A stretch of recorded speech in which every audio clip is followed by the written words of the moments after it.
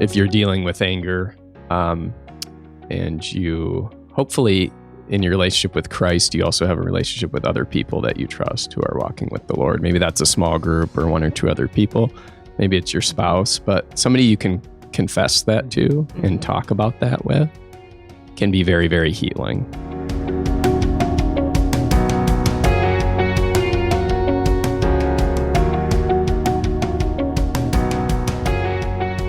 Welcome, everyone, to podcast number 157, Renew Your Mind.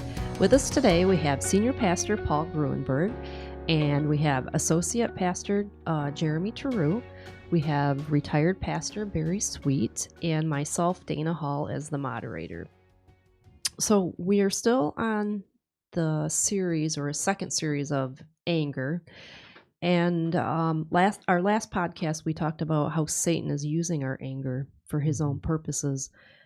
Today, we've gotten some questions from some listeners, and we want to talk about those. Some of them are a little bit of a repeat of some podcasts that we talked about, but we'll just see where it takes us. So I guess the first question is what are some different ways we can deal with anger?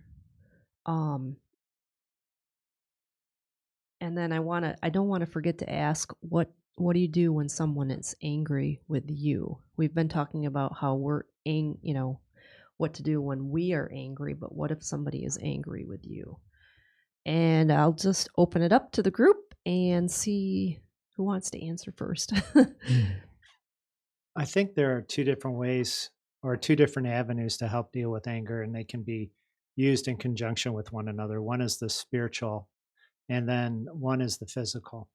Mm-hmm. And so one of the things we sometimes forget is to go for a walk, to go for a run, to go shoot hoop, or to do whatever that is that you like to do. Go gardening, do some weed pulling.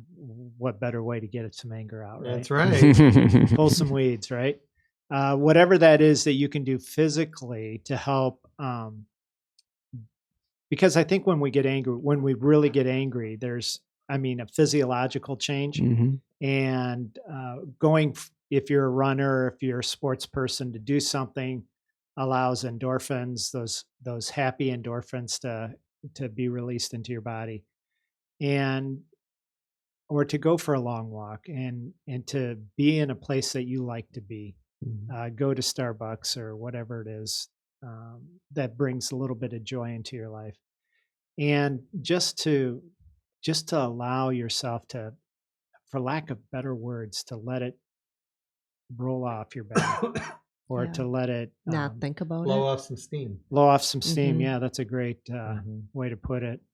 Because when we do that, then we can come back to whatever it is that's causing us anger, and to be able to look at it a little bit more, maybe what I would say scientifically, remove yourself from it. You remember the fruit flies in high school? Did you guys do that? Whether they had blue or I don't remember. Didn't do that. So you raised fruit flies because they had a lifespan of like 24 hours or something. And it was kind of a genetics thing, if I recall correctly. I'm really pulling back from the archives. And for some reason, blue eyes, green eyes, something like that. But you could see genetically how, when you look through a microscope or whatever it is, you can see the genetic differences in the generations of fruit flies. And the concept is if we could look at our lives scientifically in a petri dish and just take a non-emotional look at things, we can begin to put some pieces together, pieces of the puzzle. Why did I get angry then? Was it something they said, or was it something I was already feeling that got triggered? When we look at it clinically, maybe that's the word, when we look at it without, really just asking the question, why, seeking to understand, then we can come at it more dispassionately. And I think God can speak to us through that. Well, and it's looking at another way to put the same thing is, why are they able to push this button in my life, and to try and go back and figure out, why is that a trigger for me? You know, and why, and if it is a trigger, being aware that it is a trigger, and trying to, when it's beginning to happen, slow it down, if nothing else, or try to stop it altogether. But if you're aware that that's a trigger for you, a push button issue, and we all have them, we can be a little bit more in control of how we respond, I think. Yeah, I think that's good. I would suggest as well, if you're dealing with anger, and you hopefully in your relationship with Christ, you also have a relationship with other people that you trust who are walking with the Lord. Maybe that's a small group or one or two other people.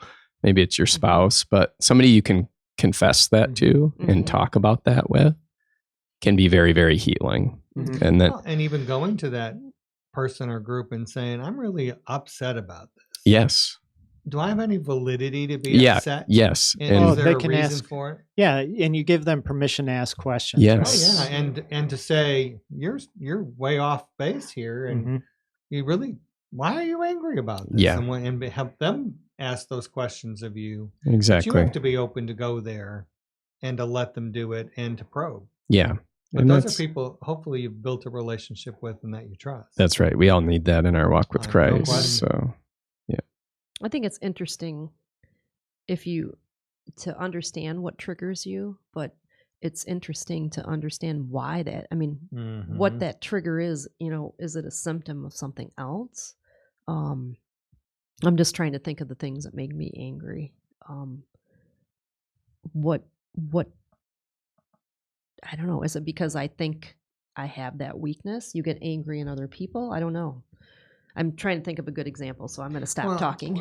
But that's where other people can be helpful to us, because they can see some things in us that we can't see. Right. Or we can't receive. But if we're talking with someone we trust, whether it's our pastor or a small group, someone, a person, and we're beginning to be open to exploring it, then sometimes they're going to provide us insight that we'll never get on our own. And that's where we need others. A counselor, even if necessary. Do you think it comes down to what I think are my rights, and someone steps on it? I mean, I'm just trying to think. In terms I think you're right. Of baseline problems, and I go back to James. It's your evil desires. It's what you think. It's what you think you are deserved, or you deserve. And somebody steps on that, and all of a sudden you're going to get angry. Right. So if you feel you deserve nothing except for what God wants to give to you, you're less likely to be angry about almost anything, because any anger that you would then feel would be an anger that God would give you, a righteous anger. There was an example I was reading, delivery person is running down the street and the kids are playing in the yard, and they're going, you know, they're not going 25, they're going 40 to get to a delivery. And you get angry, and that's a righteous anger, because your kids could get killed. yeah, you're right. And to have that kind of insight into who you are and what your own desires are, versus, you know, in that case, it was for the protection of your kids, a righteous anger. I think that's important. Is to me, it always comes down to, why do I want what I want, and why am I getting angry about it? And I wonder how many of us are willing to ask those kind of hard questions of ourselves. And that's the benefit of having a friend, exactly, Yes. who can ask the question. Another perspective. Yeah, they've earned the right, you know, to do that in your life, because you can do it to them as well. There's trust. There's trust there. Yeah. But I think about a lot of men. I don't know about women, but I know men. A lot of men don't have that. They're loners. They're not willing to share. I think that's that. right. Yeah. I think you're right. Yeah. Yeah. I do think women are a little likely to confide in one I another. think- Well, women were grown up nurturing, or to nurture one another, to communicate well, even though, you know, you get into high school and girls are type thing. Not all of them. No. I'm just kidding. All right, we have it on authority. They always come back around. Yeah. No. Yeah. It seems like women are more geared to that, but when men find that, They realize they need it. and they grow by leaps and bounds. Oh, totally agree with that. And that's where we need men's groups. Absolutely. People who are willing to, or men who are willing to open that door for other men. Yes. That's okay to talk in terms of how you're feeling, what you're thinking in regard to different things, not just analytically, not that work kind of thinking, but that emotional thinking. Mm-hmm. Can I feel this way? Blah, blah, blah. Yeah. Yeah. Mm-hmm. And be, and someone that you can just be blunt with and to be honest with you, say, I'm pissed about this. Mm-hmm. Not just I'm angry, but right. Yeah. And get to that level of where you really are with someone and be real with them. Yes. If you have someone you can be real with, you're more likely to get to these other places of health and being able to think and process and discern in a healthy way. Absolutely. Than being a loner and being on your own and it's all bottled up. Not a good place to be. I was just thinking another area of, as far as asking yourself the question, where's this anger coming from? Trying to identify that. Another place can be wounding that you've experienced in your past. Oh, yeah, the trigger, going back to the trigger. Yeah. Let's, say you were in an abusive relationship with somebody, heaven forbid, but we know that happens. Right. Perhaps then you develop an anger toward men because a man was abusive to you, or maybe you had a dad who was really cold and shut you out as a child, or maybe was abusive towards you. You may have a predisposition to be angry toward men. Those simple example, but those types of things of a wound can fester anger as well, and that wound needs healing from Jesus as well. And can we go there? So there's two things that are coming into my mind: healing, and then fostering. So we need to foster those kinds of relationships that can help us. Somebody came to me, it was probably about 3 months ago, and said, I need to get more friends. And what do you think I should do? And well, be a friend, right? If you want a friend, be a friend. Yeah. And being a friend means you're going to have to listen. You're going to have to spend time with them. You're going to have to try to get to know them as they open themselves up to you. And as you do that, as you share that kind of compassion and understanding, people will gravitate to you and they'll want to be your friend because they know, hey, they listened to me. They cared about me. They wanted to spend time with me. Man, that's someone I want to be with. So if you want friends, be a friend, right? So that's fostering friendships. The other aspect of this is healing. And when we talk, because I'm right on board with you, Jeremy, I believe a lot of the anger that people experience are based on experiences they had in the past. I'm more of a Skinner kind of guy. And you have to know my background. I've got a brother who got a degree in kind of Freudian counseling, and then I've got a brother who got a degree in Skinner. They kind of go at it. Interesting relationships when you get to right. But I tend to go toward the Skinner because I think what we experience in the past colors our future, how we deal with things in the future. And so when we look at healing, we have to have people who can help us, I hate to say it, but dredge up those wounded areas in our past and help us to be able to forgive, to be able first to recognize it, and then to be able to forgive somebody. They may be dead. They may have been dead 30 years, and you're still carrying around this backpack full of rocks of unforgiveness, and you just are burdened all the time, and you just don't know why. Yeah. And that's where a good counselor would be helpful too. Yeah. Because then I think you're making the shift then from just treating symptoms to healing the root cause. Right. You know, if you have a headache, you can take a Tylenol, get rid of a headache, but maybe you have a cold virus and that's the root cause, right? So in those places of healing, inviting Christ into those areas, identifying them, that can help to heal the root cause so that it stops manifesting in your life. So. Yeah. What if you have a person, I guess maybe I won't ask that question. No, go for it. Well, what if you have a person that is a loner and they're just a loner, and being a loner, it's difficult to heal because you don't confide in those other people and things like that. Well, part of that may be if we recognize somebody's a loner, you have to respect that to some degree, but there's ways to build roads into their life. And what do you have in common? And learn to read the signs is when they want to be left alone, they want to be left alone. But at some point or another, inviting them out to lunch, whether they'll go or not, it's a whole nother issue. Yeah. But the invitation's important. The invitation, I think, is critical. They may not take it right away. Yeah. And don't give up too easy. Yeah. And if there's a crisis in their life, be there. You don't always have to say anything, just be present. And eventually, it may take a while, especially if they're a real dedicated loner. Yeah. It may take a while before they allow you in very far. And you just have to respect their boundaries. But at the same time, you're there and available and being intentional about trying to connect with them.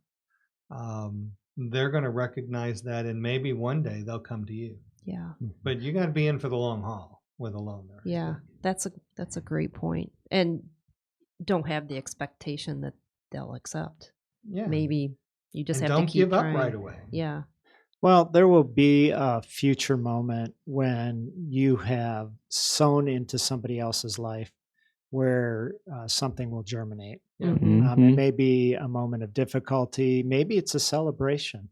But it goes back to being a friend, right? And a good friend is someone who listens to you, who doesn't necessarily give you advice. I think the advice thing,